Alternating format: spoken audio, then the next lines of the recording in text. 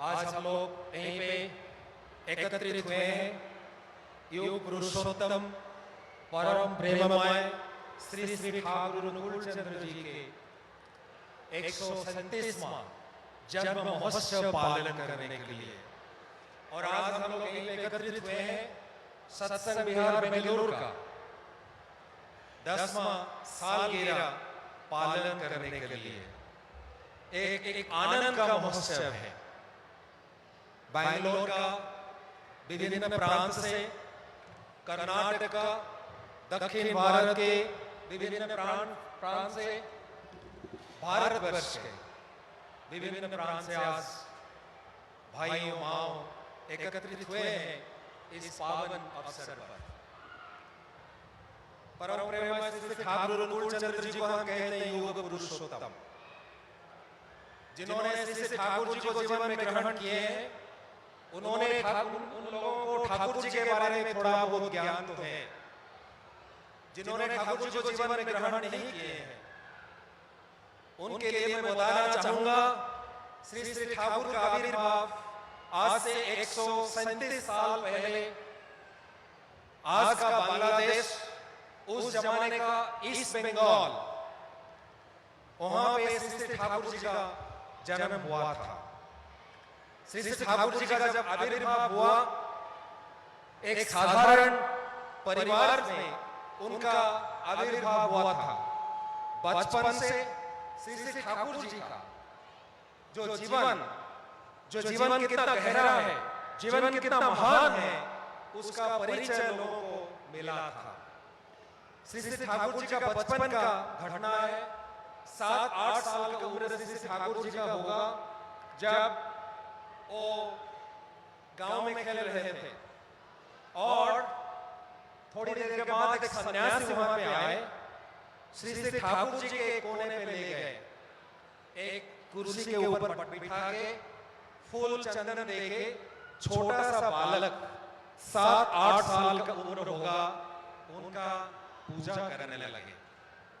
बालक अनुकूल के माता मनमोहिनी देवी श्री श्री ठाकुर जी को ढूंढते हुए जब उनको नहीं मिला, फिर जहां पे था वो सन्यासी श्री श्री ठाकुर जी को कुर्सी के ऊपर बिठा के पूजा कर रहे थे, वहां पे जाके जब उन्होंने देखा कि उनका संतान बालक अनुकूल 7-8 साल की उम्र उनके कुर्सी के ऊपर बिठा के इस साधु महाराज उनका पूजा कर रहे हैं, माता मनमोहिनी चित्कार करने लगे, सन्यासी आप क्या कर रहे हो, आप क्या कर रहे हो?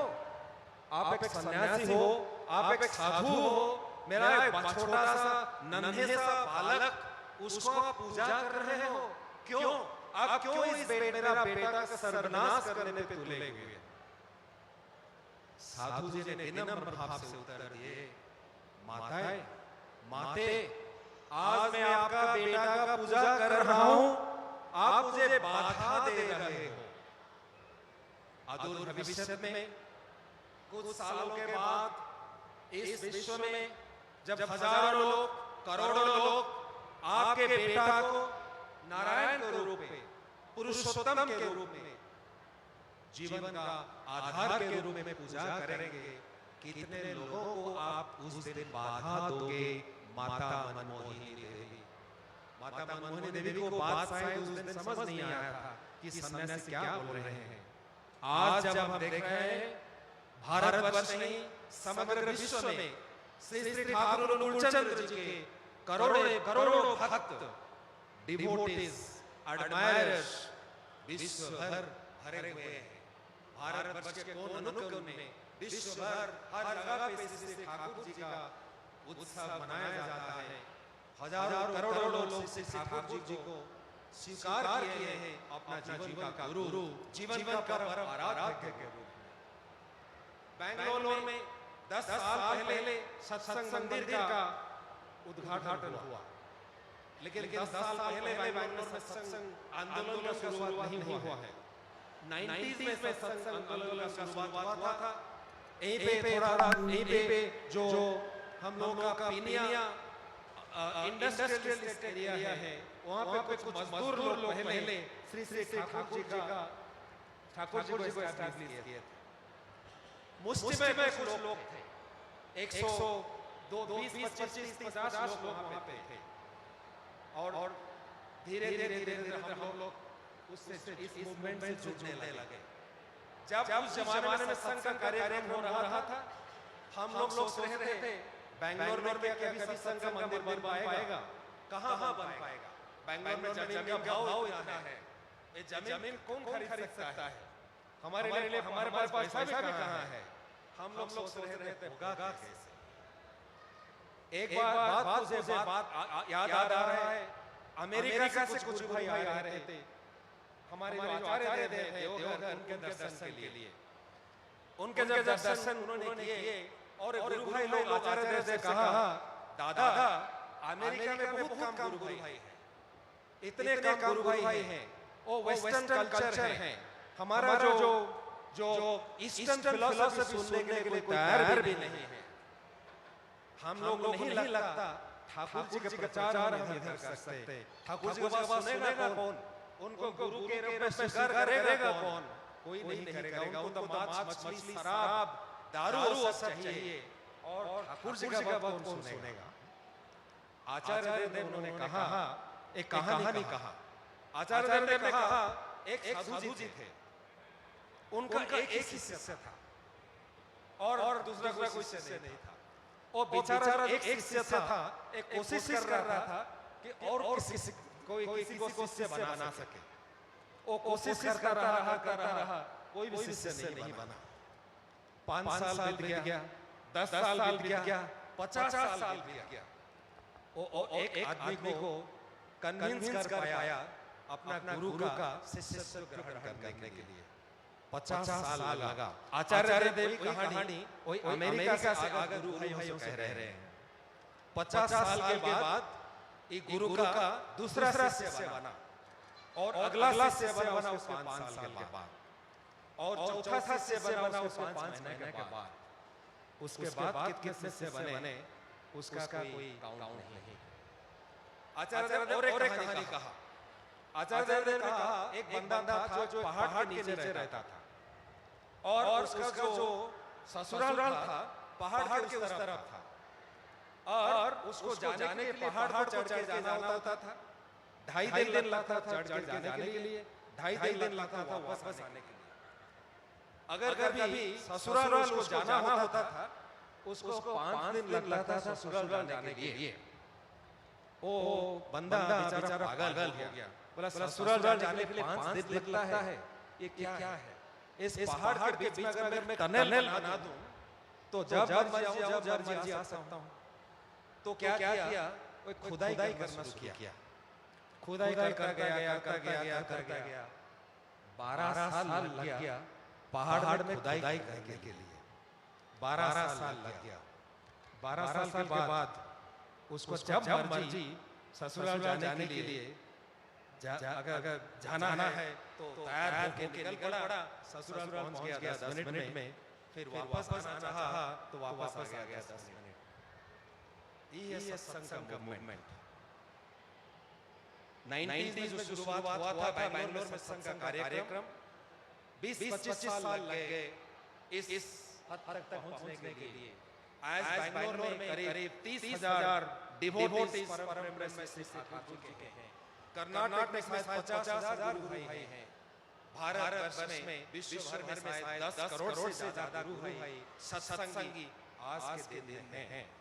जो मूवमेंट ठाकुर गुरुचंद्र जी ने 137 साल पहले शुरू किया था, वही मूवमेंट आज इतना विशाल आकार ले चुका है कि हम उसका कल्पना करना भी हमारे लिए मुश्किल हो गया है।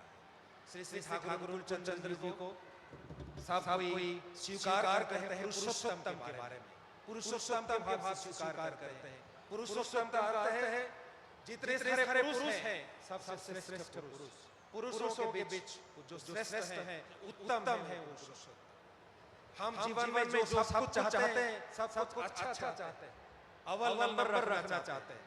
जब नौकरी चाहते हैं सबसे अच्छा, जैसे पगार मिलेगा सबसे ज्यादा वो चाहते हैं। शादी करना चाहते हैं, सबसे अच्छा लड़की से शादी करना चाहते हैं। जब गुरु के बात आता है तो सबसे अच्छा गुरु क्या ग्रहण करने का आवश्यकता नहीं है। सबसे जो श्रेष्ठ गुरु हैं उनको कहते हैं सद्गुरु। सद्गुरु सद्गुरु बार बार नहीं आते हैं, युग में एक बार ही आते हैं सद्गुरु। जब वो आते हैं सारे गुरु को वो पूर्ण करते हैं, संपूर्ण करते हैं। जब सद्गुरु को ग्रहण करते हैं तब गुरु को त्याग करने का कोई बात नहीं। श्री श्री ठाकुर जी के विशिष्ट भक्त थे रेवती मोहन विश्वास। वो जब पढ़ाई करते थे वो स्वामी विवेकानंद के प्रति वो आकृष्ट हुए। He was attracted towards Swami Vivekananda. ये हॉस्टल में रह के पढ़ाई करते थे। एक दिन जब हॉस्टल में थे उनका स्कूल के जमाने के टीचर उनको मिलने के लिए हॉस्टल पे आए। जब उन्होंने हॉस्टल में रेवती मोहन विश्वास का कमरा में आए, उन्होंने देखा विवेकानंद जी के फोटो। उन्होंने पूछा है कौन? उन्होंने कहा स्वामी विवेकानंद। और उनके प्रति मैं आकृष्ट हूँ, उनका जीवन मुझे प्रेरित करता है। उनका विद्यालय का शिक्षक उनसे पूछा स्वामी विवेकानंद का गुरु कौन है, आपको पता है? उन्होंने कहा रामकृष्ण परमहंस। ओ रेवती मोहन का विश्वास का स्कूल टीचर उन्होंने पूछा अगर विवेकानंद के प्रति तुम आकृष्ट हो, अगर उनके गुरु को जीवन में स्वीकार करोगे रामकृष्ण देव को, तो तुम्हें भी विवेकानंद बना सकते हैं। ओ तुम्हें भी विवेकानंद बना सकते हैं। एक विवेकानंद दूसरा विवेकानंद बना नहीं सकता, लेकिन विवेकानंद का गुरु के पास जाओगे हजारों विवेकानंद बना सकते हैं। तुम रामकृष्ण देव के पास के क्यों नहीं जाते हो? उन्होंने बोला रामकृष्ण देव तो धीरे नहीं है। उनके शिक्षक ने कहा रामकृष्ण देव फिर दोबारा आए इस दुनिया में सद्गुरु के रूप में। ये श्री श्री ठाकुर गुरुचंद्र देवघर में उनका आश्रम है। आप अगर वहां पे जाओगे जो हजारों विवेकानंद बनाते हैं, आप भी विवेकानंद बन सकते हैं। जिस अर्जुन को कृष्ण जो अर्जुन भगवान कृष्ण को जीवन का आराध्य मानकर परम वीर अर्जुन बन पाए थे। नरेंद्र दत्त ने रामकृष्ण देव को जीवन ग्रहण करते हुए विवेकानंद बन पाए थे। अशोका ने, सम्राट अशोका ने बुद्धदेव को जीवन ग्रहण करते हुए धर्माशोक बन पाए थे। जो चंद्रगुप्त ने चाणक्य को जीवन ग्रहण करते हुए सम्राट चंद्रगुप्त बन पाए थे। इसी तरह जीवन में आगे बढ़ना है, जीवन में कामयाब हासिल करना है, तो जीवन का केंद्र में चाहिए गुरु।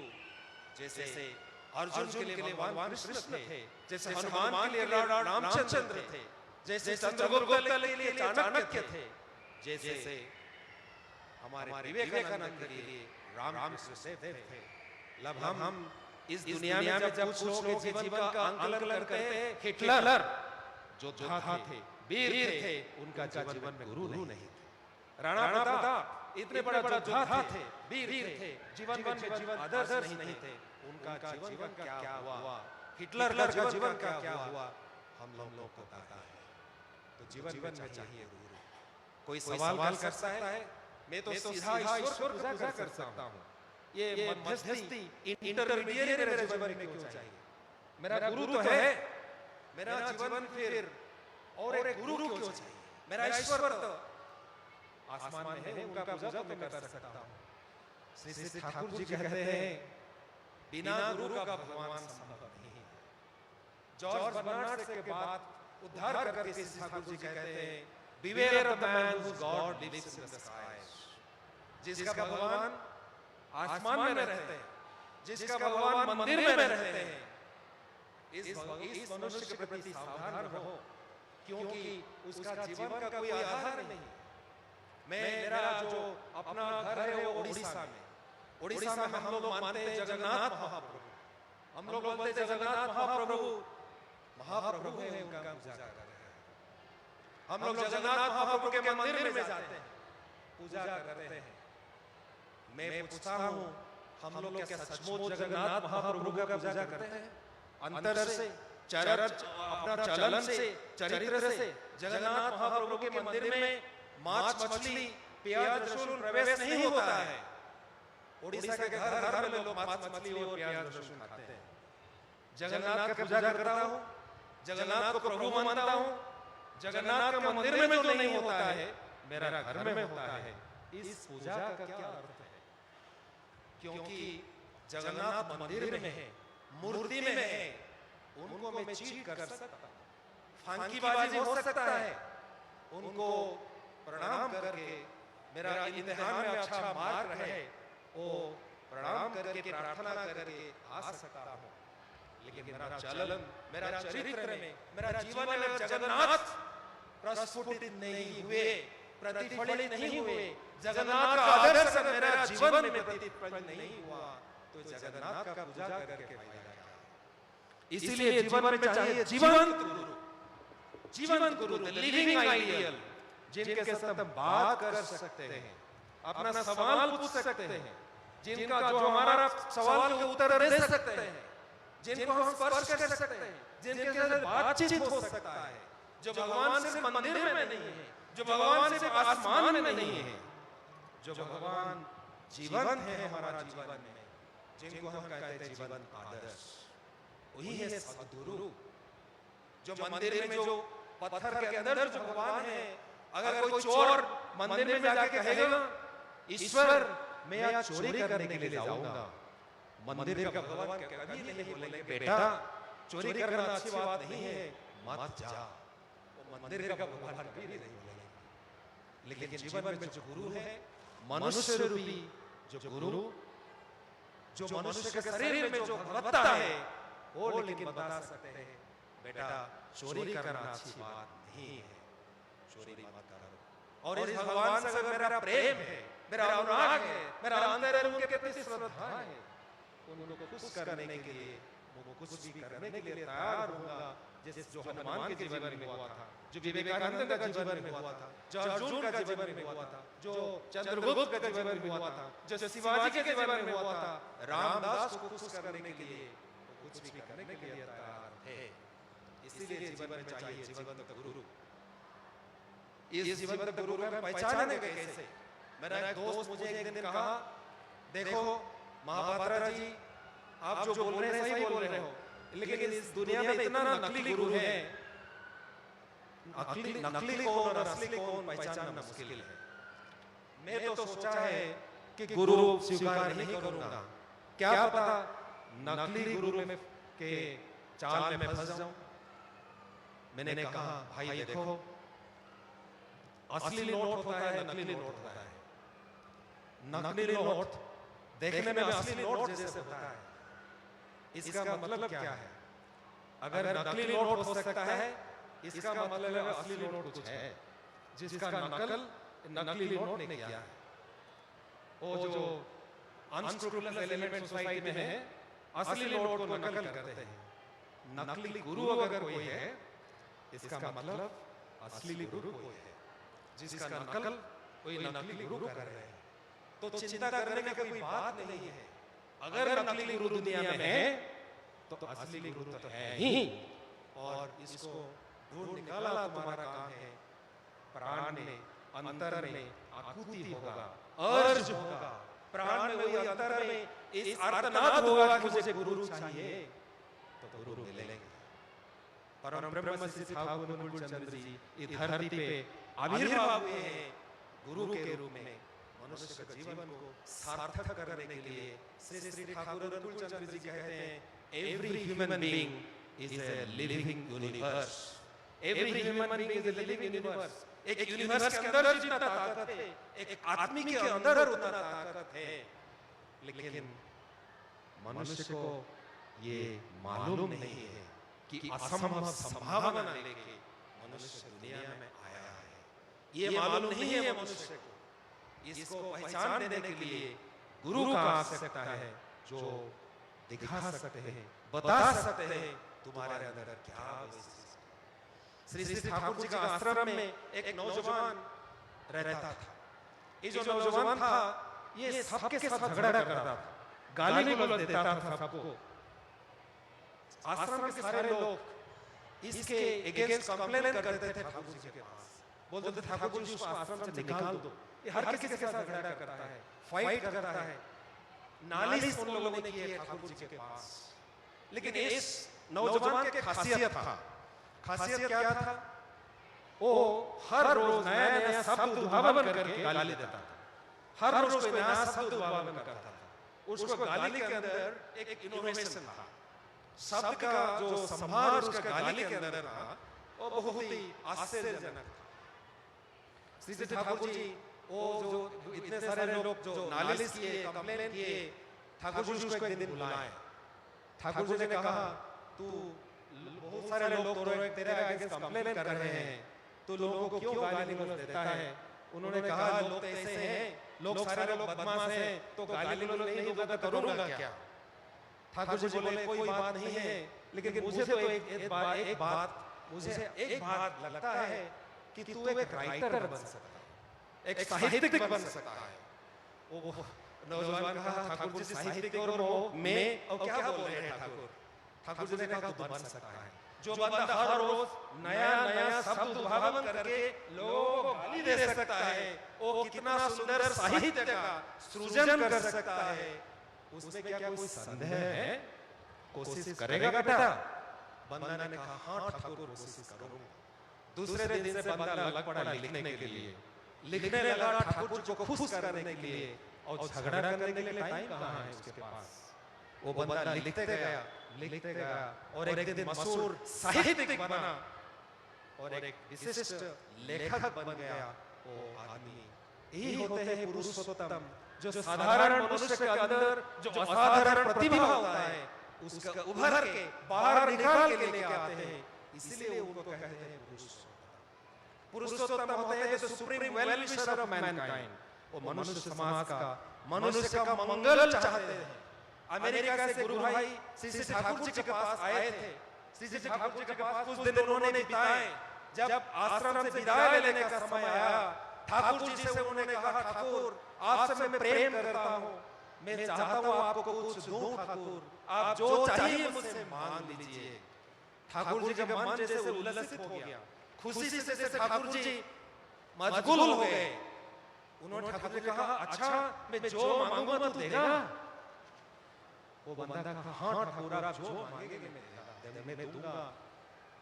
वो बंदा सोचने लगा, ठाकुर जी के अंदर क्या लोभ की भाव जागृत हो गया, इतना खुश हो गए। मैं बोल रहा हूँ जो मांगेंगे मैं दे दूंगा।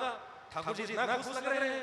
ठाकुर जी थोड़ा लालच में आ गए, ठाकुर जी लग रहा है। तो वो बंदा ने कहा, ठाकुर जी जो मांगेंगे मैं देने के लिए तैयार हूँ। ठाकुर जी ने कहा, एक बात, एक चीज तुझसे मेरा चाहिए। तुझसे मुझे चाहिए जब देवघर से अमेरिका वापस आएगा, एवरी मंथ, हर महीना मुझे एक चिट्ठी भेज सकता है, एक चिट्ठी भेज सकता है जिस चिट्ठी में तुम लिखोगे, मैं अपना परिवार के साथ, मेरा पड़ोसी के साथ मैं खुश हूँ, आनंद में हूँ, शांति में हूँ। ये चिट्ठी हर महीना तू मुझे भेज सकता है, वही मुझे चाहिए। और जो चिट्ठी इसमें झूठ नहीं है, सच है, सचमुच तुम उसमें हो। चिट्ठी हर महीना तुझे भेज सकता है, वही मुझे चाहिए। और जो चिट्ठी आंसू निकल रहे थे, इसमें झूठ नहीं है, सच है, सचमुच तुम मुझे क्या देने के लिए चाहता था, सब कुछ देने के लिए मैं तैयार था। ठाकुर जी मेरे से मेरा ही मंगल चाह रहे हैं, मेरे से ही मेरा मंगल झूठ नहीं कर रहे हैं। सच है, यही पुरुषोत्तम क्या देने के लिए चाहता था, सब कुछ देने के लिए मैं तैयार था। ठाकुर जी मेरे से मेरा ही मंगल चाह रहे हैं, ठाकुर जी मेरे हमारे बीच मंगल झूठ है, रिफ्लेक्शन सच है, यही पुरुषोत्तम क्या देने के लिए चाहता था, सब कुछ देने के लिए मैं तैयार था। ये परंपरा हमारे पास वही जीवंत आदर्श है। आचार्य देवघर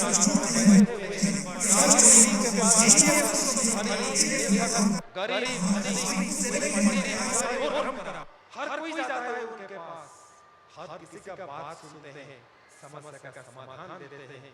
कोई डिफरेंशिएशन नहीं है, कोई डिस्टिंक्शन नहीं है, खुद नीचे बैठे हुए हैं और बाकी जो भी आते हैं नीचे उनके सामने बैठते हैं।